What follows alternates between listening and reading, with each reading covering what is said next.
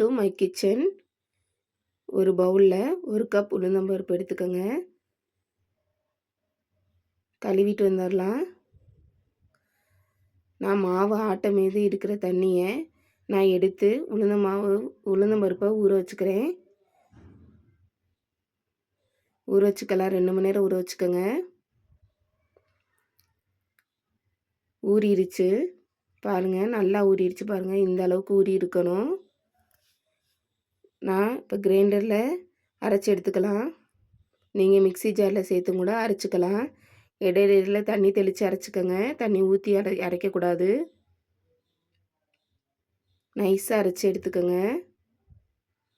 பாருங்கள், இந்த அளவுக்கு நைஸாக அரைச்சிக்கணும். கெட்டியாகவும் இருக்கணும்.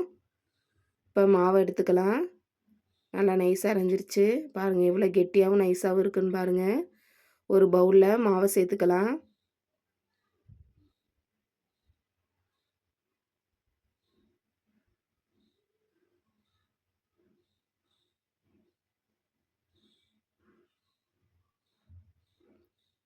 கொஞ்சோண்டு இஞ்சி போட்டுக்கோங்க. நல்ல மணமாக இருக்கும், டேஸ்ட்டாகவும் இருக்கும். பச்சை மிளகா 2 பொடியாக நறுக்கி வச்சது, கொத்தமல்லி தழை கொஞ்சோண்டு, வெங்காயம் கொஞ்சோண்டு 1 கப் கொஞ்சமாக சேர்த்துக்கோங்க. வெங்காயம் ஒரு 10 மிளகு சேர்த்துக்கோங்க. தேவையான அளவு உப்பு சேர்த்துக்கோங்க. அரிசி மாவு 2 ஸ்பூன்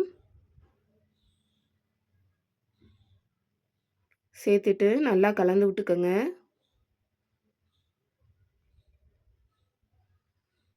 பாருங்கள், இந்தளவு கெட்டியாக இருக்கணும்.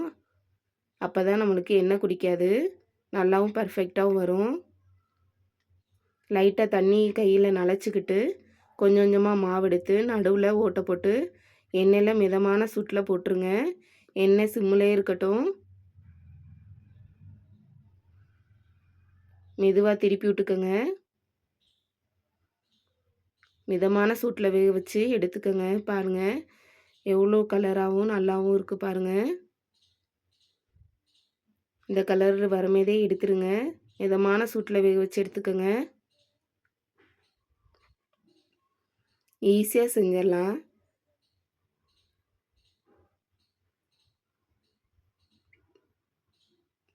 அவ்வளோதான், நம்ம உளுந்த வடை தயாராகிடுச்சு. பாருங்கள், எவ்வளோ கலராகவும் சாஃப்டாகவும் இருக்குன்னு பாருங்கள்.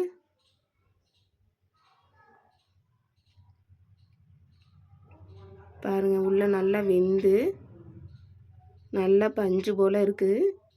ட்ரை பண்ணி பாருங்கள். கமெண்ட் பண்ணுங்கள், சப்ஸ்கிரைப் பண்ணுங்கள், லைக் பண்ணுங்கள், ஷேர் பண்ணுங்கள்.